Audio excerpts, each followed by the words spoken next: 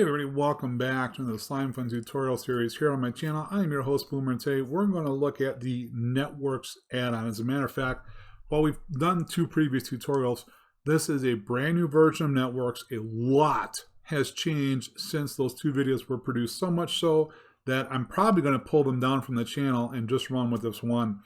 There is a new version of Networks that what I'm about to show you isn't even been released yet. It should be hitting the build channel sometime tomorrow. We're going to go through it. Again, so much has changed that you really, there's on a lot of servers, there's going to be a lot of changes. I've already been through this on a server that I play on around. We've already made the switch. I've been through the change, so I know what's going to happen for players, and I know what's going to happen for server staff, so I want to talk about it right away. But before we do, we're going to talk about every block in Networks and how this all works, because again, so many things have changed since those first two videos. So to begin with, every network must have a network controller. These are non-interactable. You right-click, nothing happens. But just like a cargo manager, it's required to have one in every network. The network grid is interactable, and this shows you everything connected to your grid as long as it's connected to the network. There are remote controls that you can use, or remote panels that you can use to see into your network depending on how far away you are. But when you look inside of the grid, you can alphabetize it, or you can sort by quantity. You can flip through your pages of items, and you can search for specific items. If I want to find anything that's got iron, I would simply do that, and if iron is in the name, it will show. To clear those search results, simply right-click on the name tag, and that will remove it. From here, all the network pieces up for the next 6 all can act as network connectors. The bridge is the cheapest one. This is what you use to connect different pieces of your network when you just have no connecting spot and you need to get them connected. And I say to use the bridge because it is the cheapest in terms of crafting materials. All of these require a bridge and more, and so the bridge is the cheapest piece. To move items within your network, first of all, they must have a storage unit, whereas cargo doesn't require that. Networks does. There has to be somewhere. So if I'm going to make bronze ingots inside of my network, I have to have a storage spot for copper ingots, for copper dust, and I believe it's zinc dust, and I could be wrong, it could be tin. But those three have to have a storage unit. The bronze ingots also have to have a storage unit to go to. If there is not a storage unit, Networks cannot move items through it, where cargo doesn't care. It moves the items. So starting with the network monitors. These are used to connect to storage units only. They're designed to push and pull out of a storage unit. So whether it's the new quantum storage inside of Networks, and we'll talk about that in a little bit, or if you're using Fluffy or Infinity Expansion, whichever one you're using. So I simply would click on, in this case, I have the Fluffy barrel selected, or I can select the void storage unit. As long as I've got it pointed to whichever one I'm going to have be my storage, then it's going to work. We don't use the grabbers and the pushers to push and pull items out. They're not designed for it, they're not meant for it, and could cause some problems in your network if you do it that way. There is one exception where you can use a grabber to pull items out of a storage unit. We'll talk about that later on down the road. So let's say I'm making bronze ingots again. I'm going to use the network pusher. Now previously the pushers only had one item to be moved through it at a time. You can now move 2 items. So I could put the copper ingot and the copper dust in one pusher, and I could put the zinc or the tin dust, whichever one it is for bronze, in the other one. And then set it to my smeltery, wherever that happens to be in relation to the pusher. So if it were directly ahead of me, the spot down here is the south side, the spot over there is the north side. The smeltery is right here. I'll click on the south. If it's on the other side, I click on the north, and that will say push those items into that smeltery. When a smeltery is done making those items, the grabber will pull them out automatically. You'll notice you only have the 6 directions here for the grabber. It doesn't matter what's in that slot, it'll pull it out for you automatically.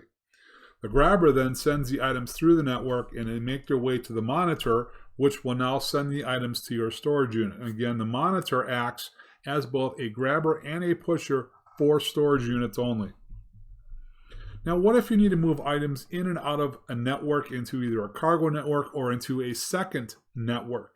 You're going to use the network importers and exporters to move those items.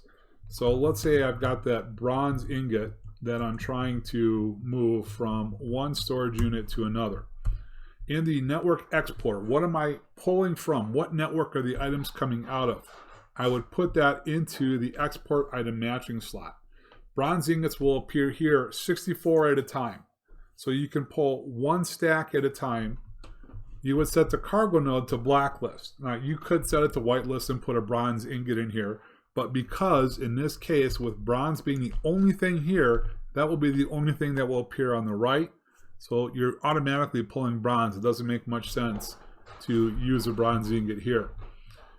Now, as far as the network importer, the importer can bring 9 stacks at a time, and a cargo node can handle more than 9. So if you want to move 9 stacks at a time of bronze ingots, if you're producing that much, you can pull 9 stacks out and bring them in on one importer. You would have to use 9 exporters with 9 cargo nodes, but you can use one importer to bring 9 stacks of the same item in at a time. They'll simply send them to their storage units as long as you've designated a storage unit for them. All right, the network purger. This will allow you to get rid of an item and void it out of your network. So let's say you've got a dust farm going and you don't want to save the clay balls. You still have to have a network storage, whether it's going to be in quantum storage, IE, or fluffy. You have a clay ball assigned to those. Now the purger will pull them out of the network completely. It will drain a storage unit. So I would highly recommend in this case, any item you connect to a purger, you do simply through either cells or the new quantum storage. Because if you're doing it through infinity expansion or fluffy barrels, fluffy, the first 2 stacks out here plus 1 is what needs to be in there in order to assign the barrel. Infinity expansion needs 1 stack plus 1. The cells don't need anything. The quantum storage units are set automatically and don't need any quantity to remain behind to stay that way. So if I'm going to void clay, I'm going to use again the cell to store it in, or I'm going to use a quantum storage, which we'll talk about. Now cells, these should not be used en masse. You should not have 2,000 of these lying around.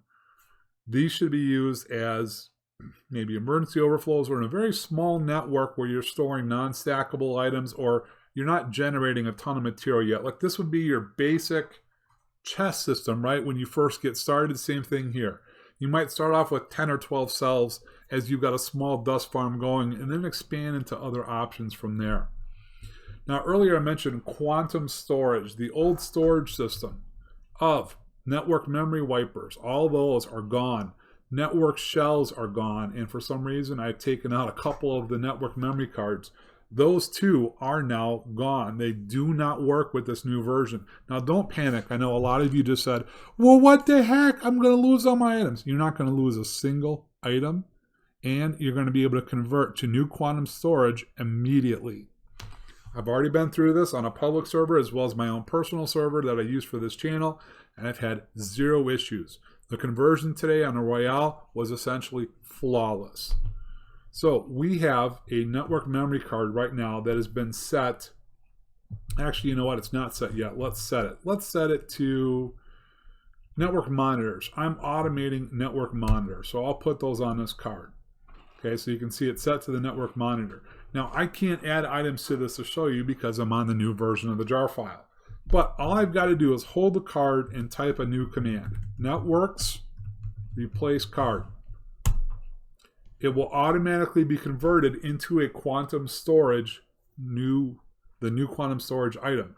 Now, if you had no items on that card, you will not see anything being designated. Like I said, in the chat it said memory card was empty and has been replaced with a blank equivalent quantum storage, meaning whatever size network card you had previously, the quantum storage block will be the exact same storage size, and the number of items will automatically be placed. So if on that card, like for example on this card here, if I had 250,000 cobblestone on it, when I issue that command, the new block, the new quantum storage, will have 250,000 cobblestone on there with the correct size. Now, will the memory cards be able to be drained? No. They will not work. The network wipers have stopped working. They are being eliminated at some point. They'll probably be written out of the code. They will not work.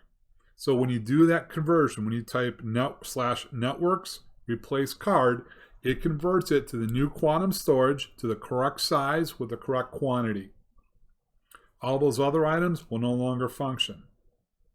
So if that jar releases tomorrow, some of you may get it tomorrow on your public server, some might get it on Sunday, some might get it on Monday, maybe even Tuesday, depending on how your server updates. Now, what if you biffed, right? And I said it earlier, you don't use grabbers on storage. Let's say you've got 2 void storage units and they both have 50,000 cobblestone and you want to combine them into one. This is where you could actually use a grabber on here to pull those items out, get them in your network, maybe it's on a card.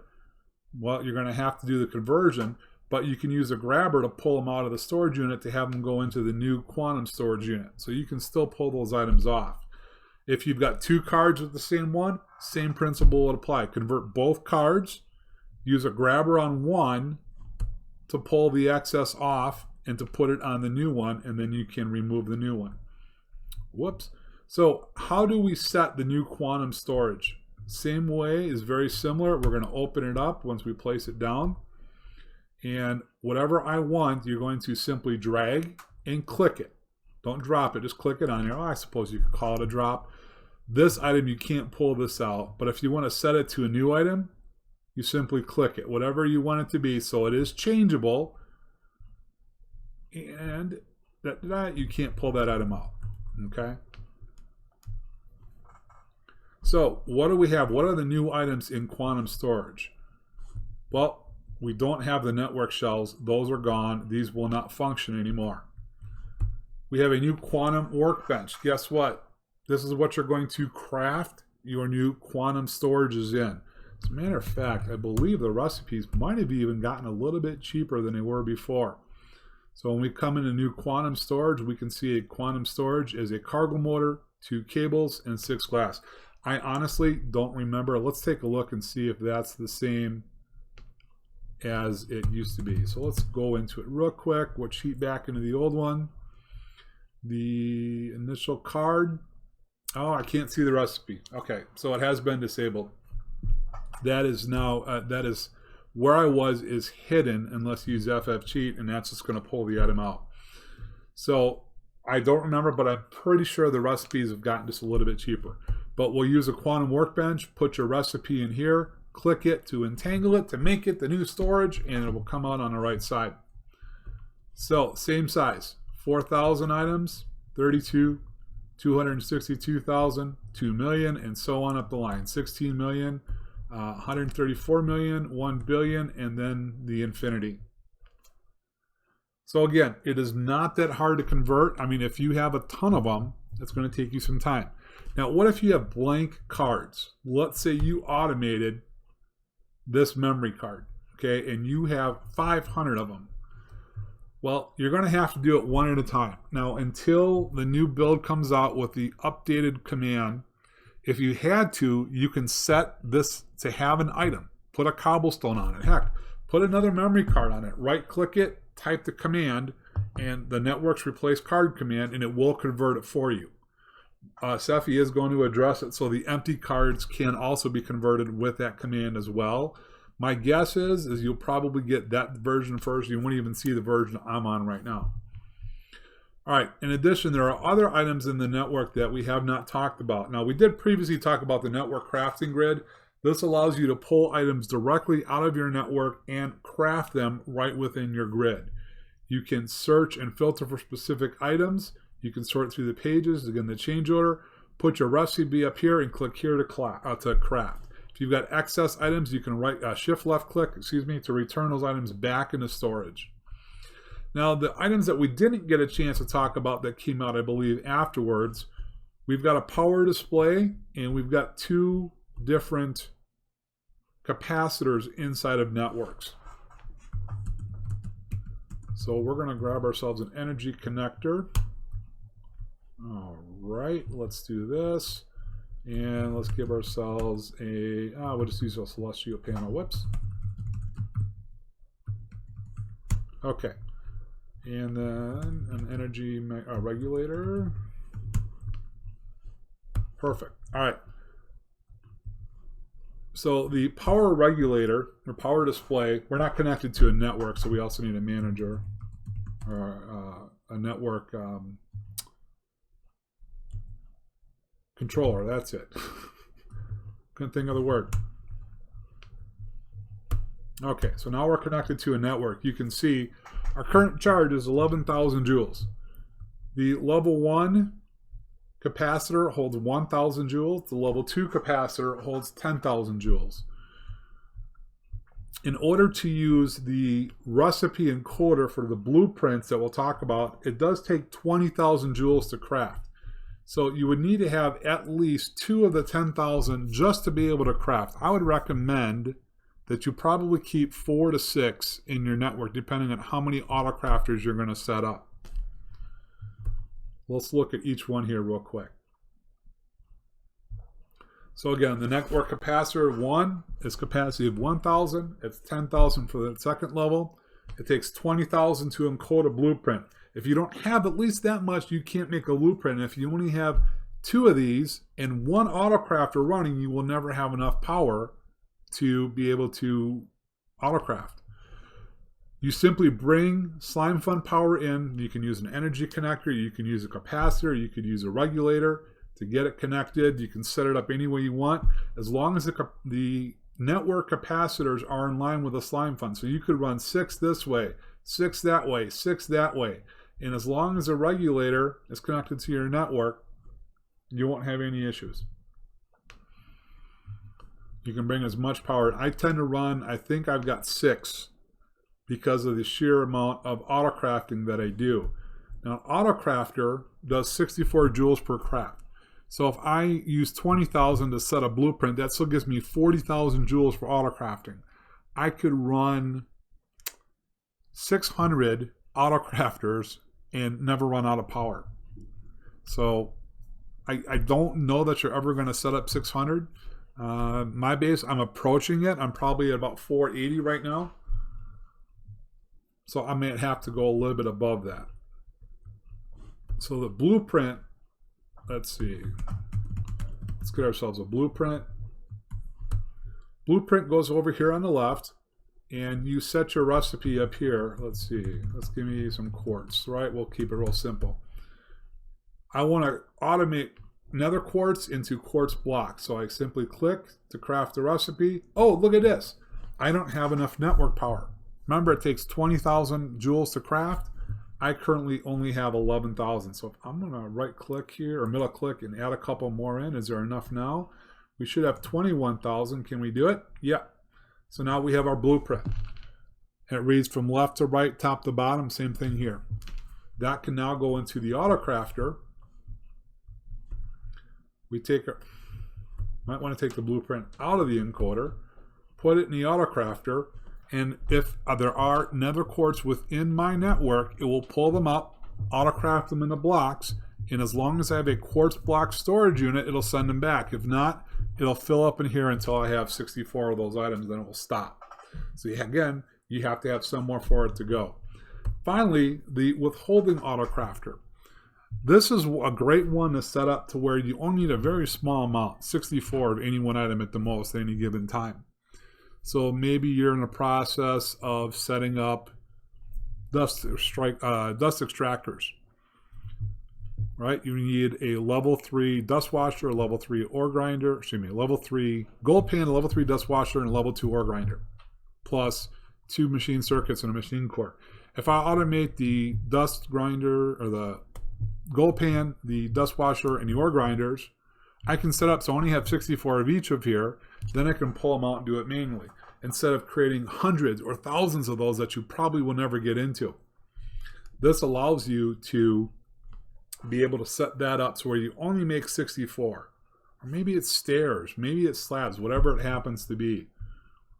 Now, I'm going to take you on to the RoyaleMC server, and I've been working literally, I'm on my 4th reiteration already because of all the changes of my base. Now, it's not done yet. There's still a lot more to come on, but we're going to jump on the RoyaleMC server, and I'm going to show you my 3 networks set up where they sit currently.